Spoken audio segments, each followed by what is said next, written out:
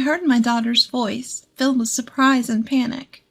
In response, I desperately tried to hang on to my fading consciousness, but all my efforts were futile, and I fainted right in front of my daughter. When I came to, I was in a hospital bed, after having been rushed to the ER. My daughter was there, clutching my hand tightly, refusing to let go. I must have given her quite a scare. I was filled with guilt, about to apologize when she spoke before I could. "Mommy, the baby in your tummy says they don't want to get erased by Daddy." At her mysterious words, I held my breath in surprise.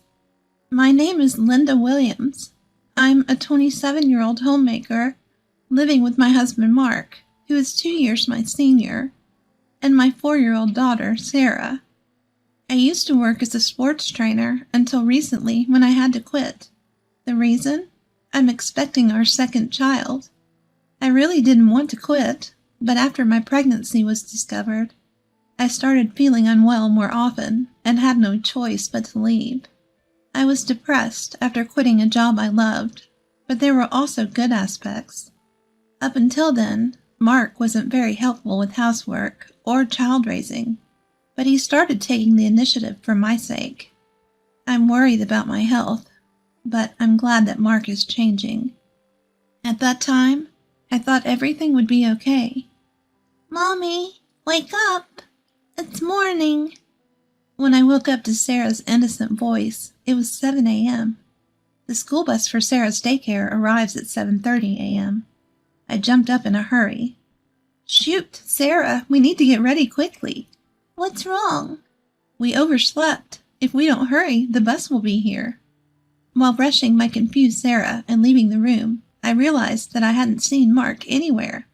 He usually leaves around 7:15 a.m., so he should still be at home. Maybe he's downstairs. Maybe he's having breakfast. Although a little annoyed that he didn't check on us, I headed for the stairs. That's when it happened. I slipped, and I felt a momentary sensation of being thrown into the air. "I'm going to fall!" Instinctively reaching out for the handrail, I managed to grab onto it and prevent myself from tumbling down the stairs. Oh, that was close. I put my hand on my stomach immediately, but I didn't hit it, and it doesn't hurt. Just as I breathed a sigh of relief, Sarah, looking pale, rushed over. "Mommy, are you okay?" "I'm fine, honey. Sorry for scaring you." Regaining my footing, I embraced Sarah. Then, Mark, who must have noticed the commotion, rushed over from downstairs. "What happened?" "I slipped and almost fell down the stairs." "Whoa, be careful." "I'm sorry, but it was like the floor was slippery." "What?" "And the floor seems to be cleaner than usual. I hadn't noticed until now, but the wooden floor in the hallway was sparkling, as if someone had polished it." Then Mark said in a flustered manner, "Oh, right. I waxed the floor last night." "Wax? Why would you do that all of a sudden?" "I noticed it while cleaning the floor, but I guess I got a little too excited. I'm sorry." "Oh, I see." I was surprised by the idea of him waxing the floor, which was something he had never done before. But he had been doing a lot of housework recently, so perhaps he had started noticing the little things. Once men start paying attention to details, they just can't stop, can they? Even though I found it a bit strange, I decided not to worry about it. A few days later, on a Sunday, Mark had to go to holiday work, so I decided to take Sarah to the park, just the two of us. Before, I would run around and play with Sarah, but I can't do that now.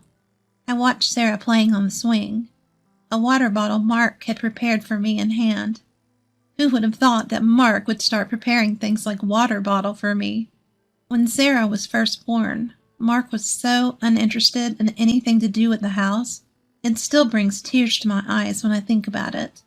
He also had no interest in Sarah, so every time I say something to him, he gets grumpy, and coming home from work became later and later.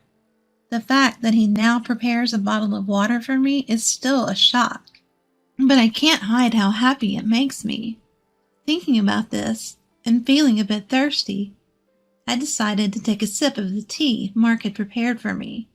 Then, huh? Mommy? After drinking about a quarter of the bottle, I suddenly felt dizzy and began to feel unstable on my feet.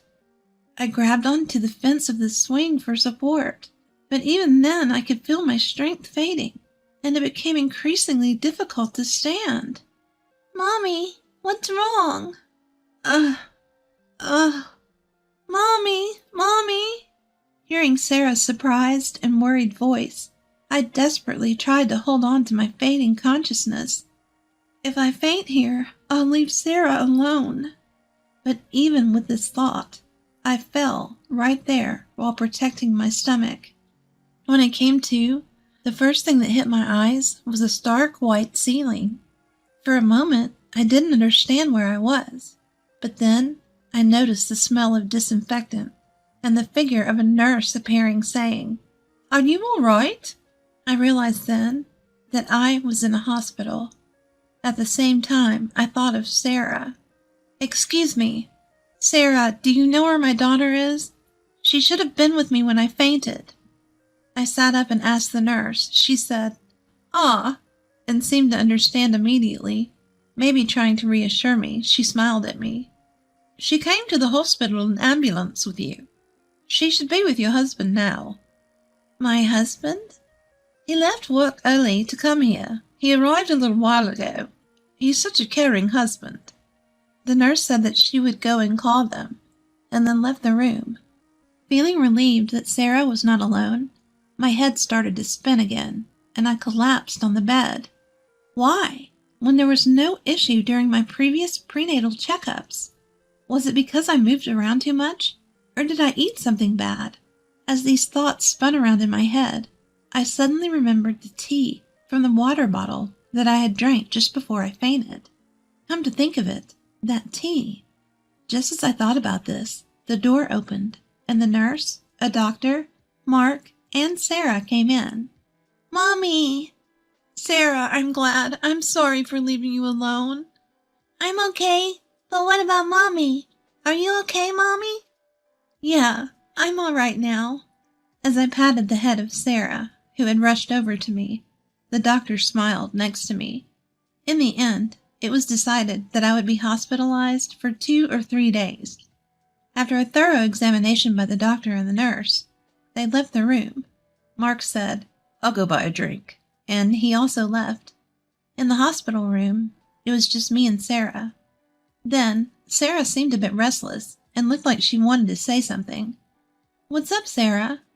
Mommy, can you keep a secret from Daddy? "Huh? Okay, but why?" Although I was wondering why, I nodded in agreement, and Sarah brought her face closer to me with a serious look. The baby is saying that they don't want to get erased by Daddy. "Huh?" I was momentarily speechless, unable to understand what Sarah was saying. Sarah then pursed her lips in dissatisfaction and spoke a little louder. The baby is saying Daddy's being mean, and the tea in the water bottle. At these words, I was taken aback, because I too had sensed an unusual bitterness in the tea from the water bottle. At the time of drinking, I thought maybe Mark had bought a different type of tea than usual and didn't give it much thought. But thinking about it now, I was hit by a terrible dizziness just after drinking that tea. I had a slight feeling somewhere in my heart that there might be some relation to the fainting incident. But what does it mean by the baby is saying? "Hey, Sarah." "I'm sorry I'm late. The cafeteria was crowded." Just as I was about to ask Sarah properly, Mark came back into the room. I swallowed my words in surprise, and Sarah seemed uncomfortable and buried her face in the bed. Mark looked at her with a puzzled expression. "Something happened?" "No, it's nothing."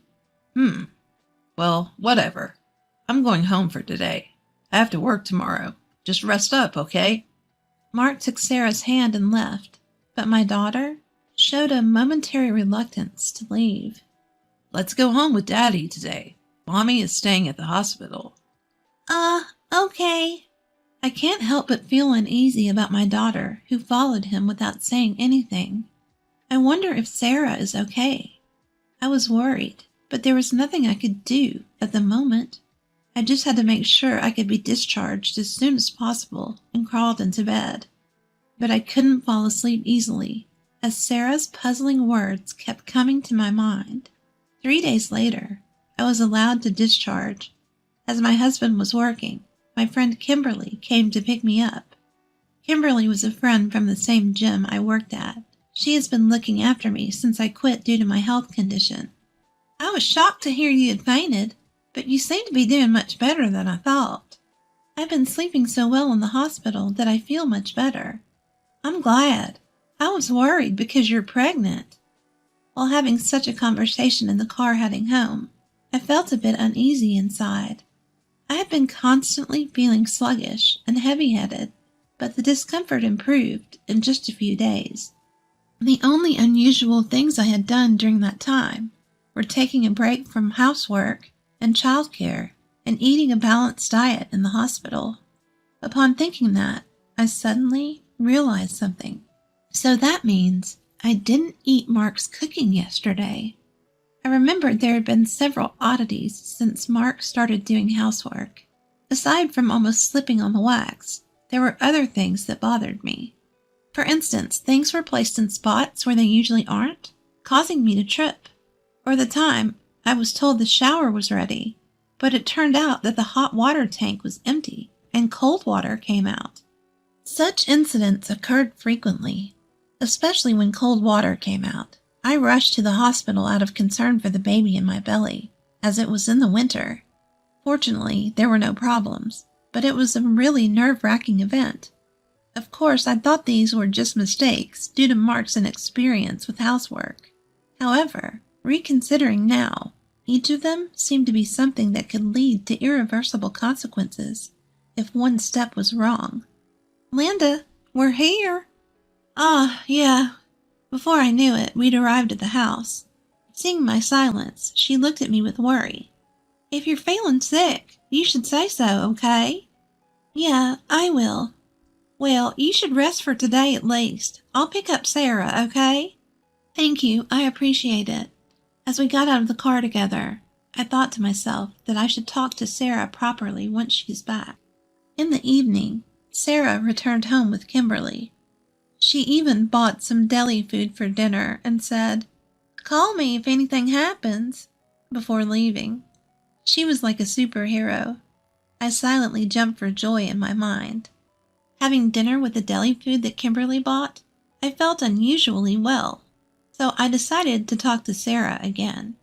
"Can we talk a bit more about the other day?" I asked, and Sarah nodded seriously. "Can you talk to the baby in my belly, Sarah?" "Yes." Sarah nodded firmly. It was hard to believe, but I felt that there was no falsehood in her words. "Then can you tell me again what the baby is saying?" Well, the baby is scared of Daddy. "Why?" Daddy is trying to hurt us on purpose and separate Mommy and the baby. So the baby is clinging to Mommy with all his might. I was at a loss for words at this revelation. Her words, though clumsy, connected the dots I'd been feeling. Everything that felt off might have been deliberately planned to harm the baby. Feeling this, I shivered. Mommy, what's wrong? Are you in pain? "Sarah, I'm sorry. I'm okay." Seeing Sarah's tearful face, I hastily embraced my little girl. And I made a decision, in secret. I have to find solid evidence, or no one will believe this. The next day, after watching my husband leave for work, I pulled something out of the back of the closet. It was a baby monitor we used when Sarah was an infant. If this reveals what he's doing, if it showed what I feared.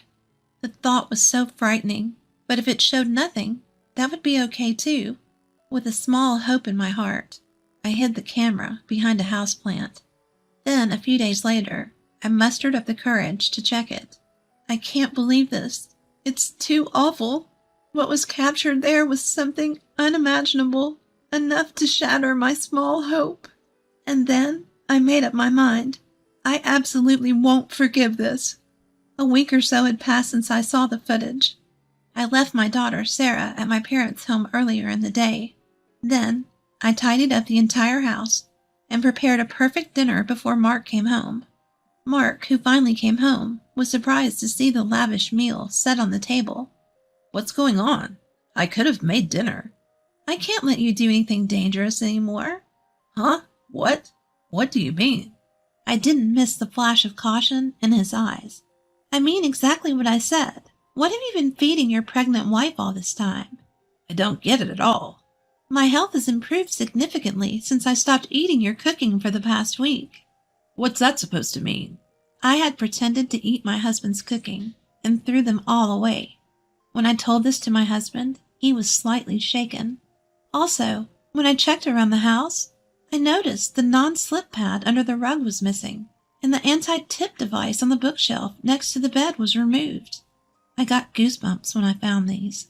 These weren't just targeted at our baby. It implied I was also a target. When I glanced at Mark, his mouth was twitching as he tried to force a smile. Now that I think about it, there was a time when body wash had spilled on the bathroom floor after shower, and things fell from shelves. If I'd fallen and hit my stomach, it would have been a disaster. Those are just coincidences, right? Maybe I just made a little mistake. I thought so too, until I saw this. I thrust my phone in front of his face, and when I played the footage recorded on the baby monitor, there was Mark talking on the phone with someone, and his voice was clearly recorded. I get it, but it's not going as planned. It's surprisingly hard to make a person disappear in an accident. Well, two people. It would be best if the baby in the belly could disappear too. Those words from the video sent chills down my spine no matter how many times I hear them. Watching Mark, he was shaking minutely and trembling in silence. Despite being wary, I continued to speak. The person on the phone is a woman, isn't it? Once I'm gone, you're talking about doing this and that. Things too disgusting to even mention. That's bullshit. You're spying on me like this? I'll sue you. How dare you? Do you even understand what you've done? Shut up. Just shut up. No longer able to find excuses, Mark, his face bright red, lost control and lashed out at me. Instinctively, I hunched over to protect my stomach. Just as I did, a loud bang sounded, and the next moment, I heard Mark scream. "Landa, are you okay?" "Kimberly, thank you." I looked over with relief to find Kimberly, who easily subdued Mark and was laughing. In fact, she's a strong woman who has won the national wrestling tournament multiple times. For the day, I had asked Kimberly to stand by in the next room just in case. Mark, pinned down by Kimberly, was already reddening his face and bellowing. You think you're alive because of who? Me, right? Yet annoying demands to play with the kids and help with housework. If you all would just disappear, I could live freely. Just get lost for my sake, you idiot. So that's what you think. But thank you. Huh? Actually, you just helped me a lot by self-destructing. Saying so, I thrust my phone, which was in call mode, in front of Mark. The call was to 911. Actually, it had been in this state for a little while before, so all of Mark's words had gone straight through to the police. Please, not the cops. Mark was struggling to escape, but Kimberly had him firmly pinned down and he couldn't move. I'm sorry. I was wrong. Please, I apologize. Forgive me. That's not something you can get away with just by apologizing. What you were about to do? Don't say such things. While Mark was thrashing around, the sound of several footsteps and a voice saying, "We're coming in," echoed, and the police officers entered through the door that was already unlocked. And in no time, Mark was taken away. Even on his way, Mark was pathetically clinging to me and pleading like, "Help me." A subsequent investigation revealed the plan by Mark and his mistress. The objective was to eliminate me, who was in their way, so they could be together. Even if they failed to get rid of me, they were contemplating a story that the loss of our child due to my carelessness would lead to divorce. Moreover, if they could blame it on me, they thought they could claim compensation at the time of divorce. The sheer audacity of it all leaves me speechless. But even now, when I think about what could have happened, if I hadn't noticed anything, it still sends chills down my spine. Mommy, the baby is happy. She says she can always be by your side. When I went to pick up Sarah, she said that right away. Yes, I'm so glad. It's all thanks to you. I thanked my daughter from the bottom of my heart, and tears of relief flowed. Mommy, why are you crying? The baby is looking forward to meeting you. I'm also very excited. About a month after Mark's arrest, our divorce was finalized. And a few months later from that, I gave birth to a healthy baby girl. Sarah is overjoyed at her sister's birth and has now become a very reliable big sister.